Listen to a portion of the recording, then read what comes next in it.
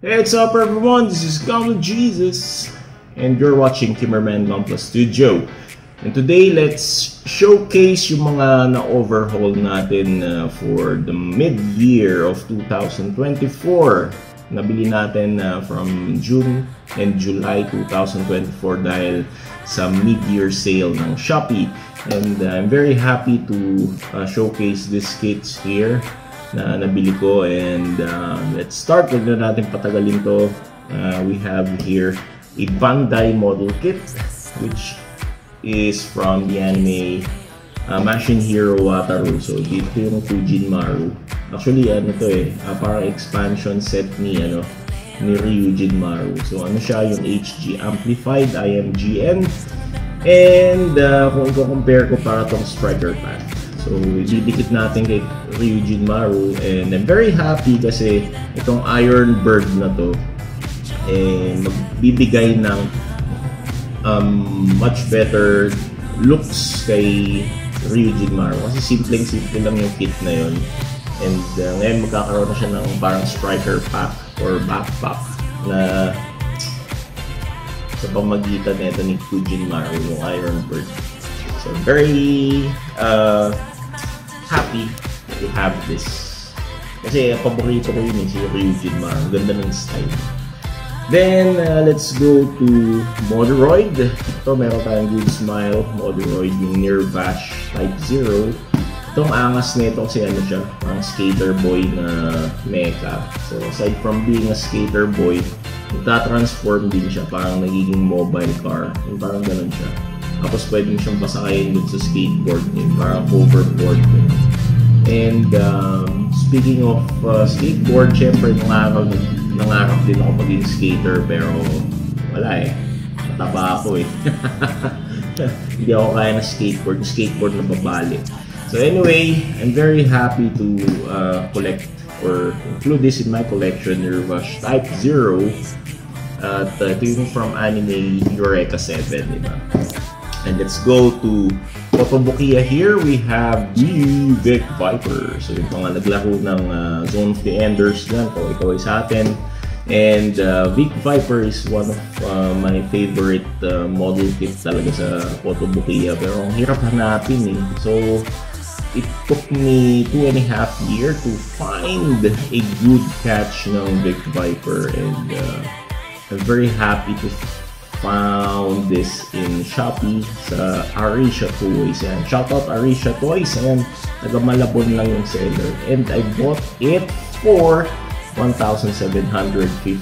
Grabe, sobrang baksak presyo ni Arisha Toys, and may kalumaan na nga lang yung box niya, pero still kompleto naman yung kit, kaya I'm very happy dito. Thankful tayo kay Arisha Toys. So may partner na yung ating Jehuti. Yung Jehuti na una kong binili. So, Vic Viper included sa collection. And let's go to Platts. So, sa mga familiar dyan sa Girls School Panzer, so muna tayo, time out muna tayo sa humanoid mecha model. So, dito tayo sa medyo realistic. At ito yung Girls School Panzer tank. Ayan. Diba yung model ko kasi ang daming klase, pero naaliw lang ako kasi meron pala silang model kit. At napanood ko yung anime nito, medyo natatawa ako kasi mga schoolgirls na nagmamaneho ng tanke, diba? Disaster. So I'm happy to include one para para maiba lang. So this is a 135 scale yata. Ito, 135 scale na Girls in Panzer, which I bought from 10th JP, and sa Japanese shop yan from Shopee. And so thank you very much. I bought it from 1,700 plus I think. Then sa mga fans ni Demon Bane, sa mga Demon Bane fans diyan, nakakuha na naman ako from Kotobukiya, and this is my second order kay Arisha Toys. Ayan, so Arisha Toys, binibida kita dito, baka naman. Anyway, Arisha Toys, meron siyang binentang Demon Bane, although itong box niya ay medyo gula-gulanit na, pero hindi naman kasi ako sa box eh. Hindi ako maarte sa box kasi pagkatapos ko build yung kit, pinatapon ko yung box. So, ang importante is kumpleto yung laman, kumpleto yung parts niya. At ayun, napili ko sa murang halaga. I bought it for 1,800 dyan kay Arisha Toys. Tapos, honestly, I prefer Kotobukiya version of this kaysa dun sa Moderoid. Although maganda din naman yung Moderoid, kaso nababansutan kasi ako sa scale ng Moderoid. Mga Moderoid kits medyo maliliit, medyo smaller scale yung kanilang kits. Unlike dito, medyo malaki siya, malaki-laki konti. So, ayan na, excited ako i-build to. Gusto kong build Demon Bane. Tapos, this one, hindi ko to binili. This is a gift from my wife, and I'm very happy na she bought me the Kynar. So this is an oldie kit. So this is from China, oldie model kit, and yung Pioneer Kynar, parang upgraded version ng precursor Kynar, or paano ba? Hindi siya upgrade. Kasi yung upgraded yung advanced precursor. Parang ito yung bagong model dun sa anime nila. So, I'm very happy na ito nga, binili na yung wife ko, gift daw niya sa akin.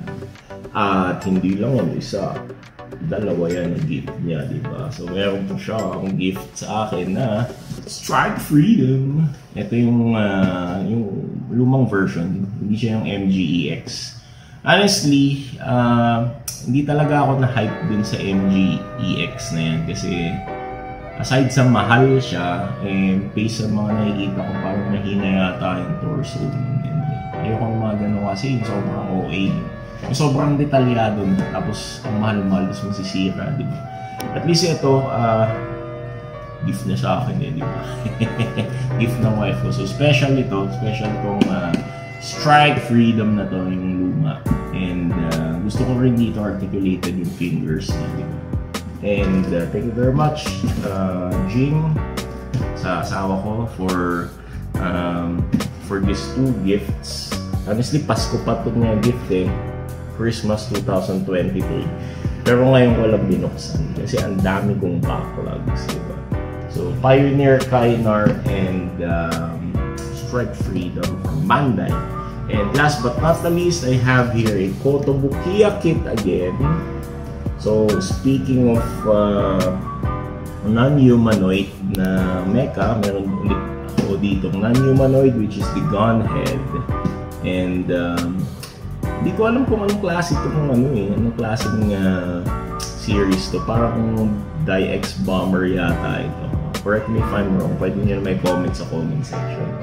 And naangasan lang ako sa style talaga nito kasi para siyang nagtatransform na tank, diba? Ganito yung tank niya, tapos biglang mag-change siya ng itsura, magiging ganyan, aangas, diba? So pwede siyang panapat kaya. Gusto ko i-partner dun sa Metal Gear Rex na black, yung nabili ko rin from Kotobukiya. So dalawa na yung ganong klasiko na mga pang tangkit-tangkihan. Gunhead, and I bought it from Sakura Global Shop dyan sa Shopee.